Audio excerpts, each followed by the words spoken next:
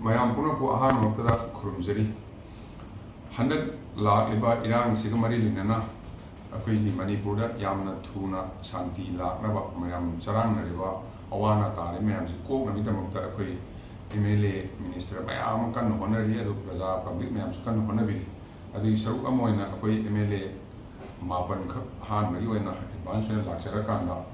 akoi honorable prime minister unanaba kan honajai madu honaba matamda USA की visit अमल लेवन मरम ओइरा कांदा अखोई उनाव फंगौदबदगी अखोइना प्रजागी फनबा येंजरकांदा मेमोरेंडम अमख अपिसिनजबने मेमोरेंडम अदुगी मतांगदा पब्लिकना यामना सेंगना खबरदा करिदा प्रेस याव तमना मरम ओइरा कांदा नैनबदा सेंगदब खरा यावबदगी अखोइदा लान उबगुम अदुगुम याव मसिदम अखोइ म्याम पुन्ना सिंगौसगे हाइदना अखोइ खंजबने अखोइ प्रेस दा करिदा थोक्सरगा हाइजबसी सिगुम तंजासिदा असोयंगम यावबद्रा हाइना अखोइ सुथोक थोक्सदबने अदुगो तंगाई फदना मयामगी चिंगनरी दु को नबिदमता अखोइ थोक्सरकनी करिगुंबा अखोइ इम्फाल फ्री प्रेस अदे अतै तै खरा प्रेस की मीडिया की कनो खरदा अखोइगी प्लेटफॉर्म खरदा MLA मापन पिसिलुवा मेमोरेंडम दो मधु अखोइगी प्रेसिडेंट रूल इनवाइट तौबा अदुगुंबा कनो अमनी हाइदना ताकपिरपा अदुगुम यावरे हाइदना अखोइदा पाउ फंगजै मधु अखोइ अमथिं सिंगौसगे तौजबनी याम नुंगाइजै सात्रगी संस्थान तरुकना थोपिरागा हजि नुमित निफु मापनि सुजिलाबा इरान सिदा मखोइ सरुक यारा शांति बरना कन्न होनबसि मखोइ कन्न एक्टिव रोल लबिरपा अखोइ याम नुंगाइजै अखोइ थाजजबदा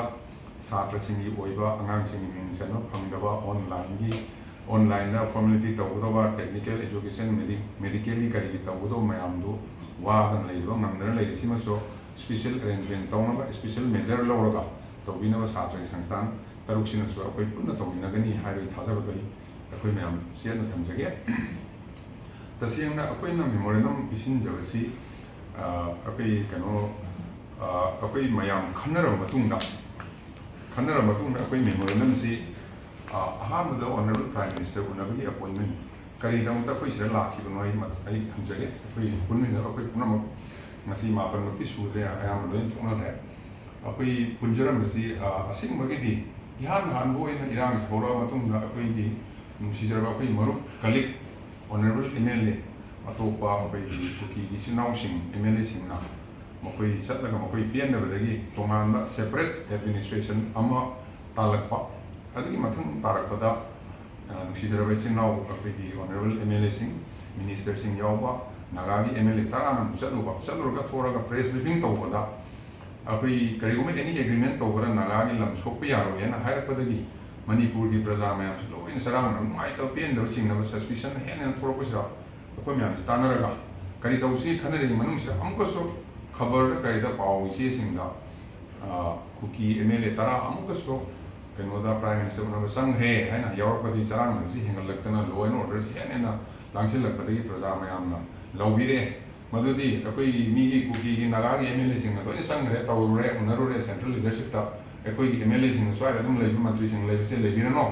रिलीफ मटेरियल खरा पीबा केम त खरा सरपा तौसे अखोइ तौसे नखोइ नथौसिदि आला सलगा ऑनरेबल प्राइम मिनिस्टर अतै लीडर सिंग उनरा कामदा अखोइ लेबि राम सि थुना लासिलगा अखोइ वाइ मयाम से नसिगी आंगांग सिंगी यदि लेत लायरबा मयाम अदि अवाना तादना केम त लेबा नबि आंगांग सिंग वाइ मयाम युम कै लेत मयाम सिगी आदा थुना शांति लेना प्रेशर पिरुसलो हाइना कन्ना हाइनरबदगी अखोइ आइना ताजबदा आई यावजर होग्रे आई लाइन ममि चजरुदना ऑनरेबल MLA सिंग मेंबर सिंग स्पीकर का तौरगा अखोइ फमिने हाउस ता फमिनरा काना अखोइ मींस आदि असेंबली कनो द स्पीकर की चेंबर दा हाउस मींस स्पीकर की रूम दा मयाम MLA मयाम फमिने अदि फोटो पिक्चर वीडियो सो लेजे मयाम सि फमिनरा काना अराउंड MLA मेंबर कुन मरी मिनिस्टर यावना फमिनरागा अखोइ आदा चलगा प्रेसिडेंट रूल थमबसु यारोय अदु शांति थुना बरोकनाबा अखोइसु अखोइ म्याम चचे है वारेत नरा मतुंगदगी आइमोनसु पाउ पिबिरे अखोइ म्याम हाइनदना ऑनरेबल MLA के सामथोंग केंद्रना मास्टरनी अखोइगी कनोदगी हाना चपिरामे अदि अखोइ senior honourable MLA ex minister Karam Shyam साहब ना मयाम लोइ टेलीफोन तौबिरक्तरी मसी मतांग सिदा तंजासना अखोइ चतना कनो चलुबा हॉटस्पॉट चतना अखोइ रेस्क्यू यावरबा रिलीफ पिरुबा अतै अतै सेन तुम वारेबर अंगम अंगम मतेंग माइ केंद्रसु लोइना तौनरी नातने तौरी म्यामदो अदुना यारक्त्रे ꯂꯥꯎ ꯑꯩꯈꯣꯏꯅ ꯆꯠꯇꯕ ꯌꯥꯔꯣꯏꯅ ꯍꯥꯏꯔꯛꯄꯗꯤ ꯑꯩꯈꯣꯏꯁꯤ ꯂꯥꯛꯆꯔꯦ ꯏꯍꯥꯟ ꯍꯥꯟꯅ ꯑꯩꯈꯣꯏ ꯑꯦꯄꯣꯏꯟꯃꯦꯟ ꯑꯦꯄ꯭ꯂꯥꯏ ꯇꯧꯖꯕꯅꯦ ꯑꯦꯄꯣꯏꯟꯃꯦꯟꯁꯤ ꯑꯩꯈꯣꯏ ꯈꯛꯇꯒꯤ ꯅꯠꯇꯦ ꯑꯩꯈꯣꯏꯅ ꯃꯣꯏꯗ ꯀꯣꯟꯇꯦꯛ ꯇꯧꯖꯕ ꯃꯇꯝꯗ ꯂꯣꯏꯅꯃꯛꯀꯤ ꯑꯩꯈꯣꯏ ꯃꯌꯥꯝ ꯂꯥꯛꯈꯤꯅꯤ ꯄꯨꯂꯞꯀꯤ ꯑꯣꯏꯅ ꯑꯦꯄꯣꯏꯟꯃꯦꯟ ꯄꯤꯕꯤꯌꯨ ꯍꯥꯏꯕꯗ ꯅꯈꯣꯏꯁꯤꯗ ꯂꯩꯕ ꯈꯔ ꯈꯛꯇꯒꯤ ꯍꯥꯟꯅ ꯁꯣꯏ ꯇꯧꯕꯤꯔꯣ ꯑꯗꯨꯒ ꯂꯥꯛꯑꯀꯥꯟꯗ ꯂꯣꯏꯅ ꯌꯥꯎꯕ ꯌꯥꯅꯤ ꯍꯥꯏꯕꯗꯤ ꯑꯩꯈꯣꯏ ꯑꯔꯩꯕ ꯈꯔ ꯁꯣꯏ ꯇꯧꯖꯕꯅꯦ ꯑꯩꯈꯣꯏ ꯈꯔ ꯈꯛꯇꯒꯤ ꯑꯦꯄꯣꯏꯟꯃꯦꯟ ꯅꯠꯇꯦ ꯂꯣꯏꯅꯃꯛꯀꯤ ꯇꯧꯖꯕ ꯑꯦꯄꯣꯏꯟꯃꯦꯟꯅꯤ ꯑꯗꯨꯒꯤ ꯃꯇꯨꯡ ꯏꯟꯅ ꯃꯤ ꯈꯔ ꯂꯥꯛꯄꯗꯒꯤ ꯑꯩꯈꯣꯏ ꯃꯦꯃꯣꯔꯦꯟꯗꯝꯁꯨ ꯑꯣꯜꯔꯦꯗꯤ ꯁꯥꯏꯟ ꯇꯧꯔꯒ ꯂꯩꯕꯅꯤ ꯑꯦꯄꯣꯏꯟꯃꯦꯟꯗꯨ ꯐꯪꯗꯕꯗꯒꯤ ꯃꯦꯃꯣꯔꯦꯟꯗꯝꯁꯦ ꯑꯩꯈꯣꯏ ꯄꯤꯗꯕ ꯌꯥꯗꯅ ꯑꯩꯈꯣꯏ ꯄꯤꯖꯈꯤꯕꯅꯤ ꯑꯗꯨ ꯍꯧꯖꯤꯛꯁꯤ ꯈꯕꯔ ꯈꯔꯗ ꯏ ꯄꯥꯎ ꯈꯔ ꯑꯩꯈꯣꯏꯅ ꯇꯥꯖꯕꯗ ꯁ꯭ꯄꯦꯁꯤꯌꯦꯜ ꯃꯦꯖꯔ ꯄꯤꯕꯤꯌꯨ ꯈꯔ ꯂꯧꯈꯠꯄꯤꯌꯨ ꯍꯥꯏꯅ ꯍꯥꯏꯕꯁꯦ ꯁ꯭ꯄꯦꯁꯤꯌꯦꯜ ꯃꯦꯖꯔ ꯍꯥꯏꯁꯦ ꯀꯔꯤꯅꯣ ꯄ꯭ꯔꯦꯁꯤꯗꯦꯟ ꯔꯨꯜ ꯏꯟꯚꯥꯏꯠ ꯇꯧꯔꯦ ꯍꯥꯏꯅ ꯆꯤꯡꯅꯕ ꯈꯣꯠꯄ ꯊꯣꯛꯄꯒꯨꯝꯕ ꯑꯗꯨꯒꯨꯝꯕ ꯂꯩꯔꯦ ꯑꯩꯈꯣꯏ ꯄ꯭ꯔꯦꯁꯤꯗꯦꯟ ꯔꯨꯜ ꯍꯥꯏꯕꯁꯦ ꯑꯩꯈꯣꯏ ꯗꯦꯠꯂꯤ ꯑꯦꯖꯦꯟꯗ ꯑꯩꯈꯣꯏ ꯁꯨꯛꯌꯥ ꯌꯥꯖꯗꯦ ꯑꯩꯈꯣꯏ ꯄ꯭ꯔꯦꯁꯤꯗꯦꯟ ꯔꯨꯜ ꯁꯨꯛꯌꯥꯎ ꯌꯥꯎꯗꯦ ꯑꯩꯈꯣꯏ ꯄꯥꯝꯁꯨ ꯄꯥꯝꯖꯗꯦ ꯃꯌꯥꯝꯁꯨ ꯈꯪꯕꯤꯒꯗꯧꯕ ꯄ꯭ꯔꯦꯁꯤꯗꯦꯟ ꯔꯨꯜ ꯂꯥꯛꯄ ꯀꯥꯟꯗ ꯈ꯭ꯋꯥꯏꯗꯒꯤ ꯏꯍꯥꯟ ꯍꯥꯟꯅ ꯁꯣꯛꯇꯣꯔꯤꯁꯤ ꯑꯣꯅꯔꯦꯕꯜ ꯃꯤꯅꯤꯁꯇꯔꯁꯤꯡ ꯑꯗꯨꯒ MLAꯁꯤꯡꯅꯦ ꯑꯩꯈꯣꯏꯗ ꯂꯩꯖꯔꯝꯕ ꯄꯋꯥꯔ ꯑꯩꯈꯣꯏꯗ ꯂꯩꯖꯔꯝꯕ ꯐꯦꯁꯤꯂꯤꯇꯤ ꯑꯩꯈꯣꯏ ꯇꯣꯂꯣꯞꯁꯨ ꯐꯪꯉꯔꯣꯏ ꯒꯥꯔꯤꯁꯨ ꯐꯪꯉꯔꯣꯏ ꯄꯨꯂꯤꯁꯇ ꯑꯗꯒꯤ ꯑꯇꯩ ꯑꯇꯩ ꯑꯥꯔꯃꯤꯗ ꯑꯩꯈꯣꯏꯅ ꯑꯩꯈꯣꯏ प्रजा ꯃꯌꯥꯝꯒꯤ ꯄ꯭ꯔꯣꯕ꯭ꯂꯦꯝꯁꯤꯡꯒꯤ ꯍꯥꯏꯕ ꯈꯣꯠꯄꯁꯨ ꯇꯥꯕꯤꯔꯛꯑꯔꯣꯏ ꯐꯦꯁꯤꯂꯤꯇꯤ ꯑꯃꯠꯇ प्रजाꯒꯤ ꯇꯧꯕꯁꯨ ꯑꯩꯈꯣꯏ ꯉꯝꯃꯔꯣꯏꯗꯕꯅꯤꯅ ꯑꯩꯈꯣꯏ ꯄꯋꯥꯔ ꯑꯃꯠꯇ ꯂꯩꯔꯔꯣꯏꯗꯕꯅꯤꯅ ꯁꯛꯇꯤ ꯂꯩꯔꯔꯣꯏꯗꯕꯅꯤꯅ ꯑꯩꯈꯣꯏ ꯄ꯭ꯔꯦꯁꯤꯗꯦꯟ ꯔꯨꯜꯁꯤꯗꯤ ꯑꯩꯈꯣꯏ ꯁꯨꯛꯌꯥ ꯌꯥꯅꯤꯡꯗꯦ ꯑꯗꯣ ꯄ꯭ꯔꯦꯁꯤꯗꯦꯟ ꯔꯨꯜꯒꯤ ꯀꯣꯏꯁꯟ ꯂꯩꯇꯦ ꯑꯩꯈꯣꯏꯅ ꯁ꯭ꯄꯦꯁꯤꯌꯦꯜ ꯃꯦꯖꯔ ꯍꯥꯏꯖꯕꯗꯤ ꯁ꯭ꯄꯦꯁꯤꯌꯦꯜ ꯃꯦꯖꯔ ꯂꯥꯏꯛ ꯑꯩꯈꯣꯏꯒꯤ ꯀꯩꯅꯣ ꯃꯌꯥꯝ ꯆꯪꯉꯛꯀꯗꯧꯕ ꯑꯦꯁꯦꯟꯁꯤꯌꯦꯜ ꯑꯥꯏꯇꯦꯝꯁ ꯆꯦꯡ ꯆꯥꯛ ꯃꯔꯨꯑꯣꯏꯅ ꯃꯦꯗꯤꯁꯤꯟ ꯍꯧꯖꯤꯛ ꯑꯅꯥ ꯑꯌꯦꯛꯀꯤ ꯄꯨꯔꯛꯀꯗꯧꯕ ꯑꯁꯤ ꯃꯌꯥꯝ ꯆꯪꯉꯛꯀꯗꯧꯕꯁꯤ ꯊꯤꯡꯅ ꯂꯩꯔꯦ ꯃꯁꯤꯁꯦ ꯀꯔꯝꯍꯥꯏꯅ ꯇꯧꯔꯒ ꯑꯩꯈꯣꯏ ꯁꯦꯟꯇ꯭ꯔꯦꯜ ꯒꯣꯔꯃꯦꯟꯒ ꯁ꯭ꯇꯦꯠ ꯒꯣꯔꯃꯦꯟ ꯇꯥꯟꯅꯔꯀꯥꯟꯗ ꯀꯔꯝꯕ ꯐꯣꯔꯁ ꯊꯝꯃꯒ ꯀꯔꯝꯍꯥꯏꯅ ꯇꯧꯔꯒꯗꯤ ꯁ꯭ꯄꯦꯁꯤꯌꯦꯜ ꯃꯦꯖꯔ ꯑꯃ ꯂꯧꯈꯠꯂꯀꯥꯟꯗ ꯃꯗꯨ ꯆꯪꯍꯟꯕ ꯌꯥꯔꯛꯀꯅꯤ ꯍꯥꯏꯕꯅꯆꯤꯡꯕ ꯑꯗꯨꯒꯤ ꯁ꯭ꯄꯦꯁꯤꯌꯦꯜ ꯃꯦꯖꯔ ꯑꯗꯒꯤ ꯂꯥꯏꯔꯤꯛ ꯂꯥꯏꯁꯨ ꯇꯝꯕꯒꯤꯗ ꯑꯉꯥꯡꯁꯤꯡꯁꯤ ꯍꯧꯖꯤꯛ ꯑꯩ ꯉꯁꯥꯏꯁꯨ ꯄꯟꯖꯈ꯭ꯔꯦ ꯇꯦꯛꯅꯤꯀꯦल एजुकेशन मेडिकल इंजीनियरिंग तौबसे तमम कांगुसो कायनरपदगी एडजस्ट तौगदो लेरी अदगी हुजिक अनोब मिंग चनिंग कांगुसो ऑनलाइन तौगदो फॉर्मेलिटी लेहुदो यावे ngasi ngasi ma ai huजिक जॉइंट सेक्रेटरी डिफेंस सचरो उनरोगा सेकंड स्कूल खल्लबा गांगसिंग ऑनलाइन तौगदो कांगुदो वन टाइम मेजर ओइन याबिरो हैना कन्ना नजरो किनि याबिरे सुमाइन त याहुदो कांगुसिंग स्पेशल मेजर अमा तौरगा याना सी सिंग मरम ओरकांदा हिदाक फंगतबा चांग थंगना फंगतबा गैस फंगतबा थाव फंगदम मरम ओरकांदा इरान अदुम हेंगले शांति लेरक्त्रे अदे लाइले सु तंबई कारक मरम ओर शांति अदुम लेरक्त्रे इरान हेंगले अदुम मसिले स्पेशल मेजर लोबिरगदी तोंगान तोंगान स्टेट लोखै पिरगदी इरान से खरा अंतरगनी शांति पोरको फंगनी हाइजबने कोई प्रेसिडेंट रूल थंबियो हाइजबा अदुम बलैते कोई मापन फिक्स तौगनी हाइबनि सुमगिसि असि अखै मसि मयाम लान उबिगनो हाइना सिमगा अखै थमजगे मयाम यंगबियो तोंगान तोंगान पॉलिटिकल पार्टी कया इंडिविजुअल कया प्रेसिडेंट रूल थंबियो है मैम ताबी है लो एंड ऑर्डर फेल हो रहे हैं थोब थोद वाथोना अखोई यूमसिंग मई थाब चंगप कन चैनब थोरप तोान तोानब यौरब मैम अदगी चप खोप लंबी याद्रीब कर्फ्यू लेब की यूम नहान कहो थाजिनबीरे अखोई सेक्यूरीटी फोर्स है BSF मैम थमजिनबीरे अदु इरांग लेत्रगदि मदु थमजिनबीरकदो नते अइना थाजरबसु लेते थाजिनबीरे सी लो एंड ऑर्डर फत्ते है फत्ते सी इंप्रूव तहनबियो हाइजब खक्तने स्पेशल मेजर दा यावरिसि अखोई डिप्लॉयमेंट की मतांगदा इरांग थोइब हॉटस्पॉट पॉकेट मैम से अखोई आइडेंटिफाई तौरगा असम राइफल लेरगदि अखोइना पेनदे अदु असम राइफल नतबा करी स्पेशल मेजर तौब याय अदि अखोई स्टेट फोर्स हाउन बियाबरा अदि स्टेट फोर्स लेबे यादब जगादा BSF CRPF थम्बे याबरा है स्पेशल मेजर है स्पेशल मेजर से तोंगान तोंगान तोंगान बा एरिया दा तौबियो हाइबने अदुगा प्रेसिडेंट रूल में स्पेशल मेजर नते हाइबसि मैम रूल ऑफ लॉ से अखोई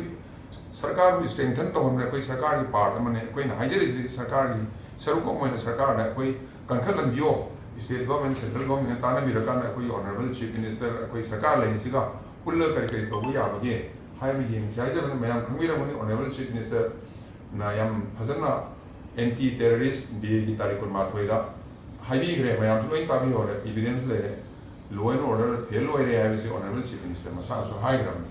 मसी हाइरिसि कइनो हाइकंदा प्रेसिडेंट रूल लाना हाइबनति मैम अपील तौ फाना मैम खंग यानगि दम को हाइनबो पोट नातनि अदुना सिरे सिंगल आउट तौरगा अखोई MLA मरी हाइना हाइबीबा अदे अमु MLA मापन अमु हाइबा सुमाइना तौरगा तौबिबसि मसी अखोई बिजि याम लुरु तंजास अखोई मसिन तो खाइताना मिमनम होइबा पॉलिटिकल कनो मैम उबी सरुक लई मसी तौबिगनो हाइना अपील तौजिरा अखोई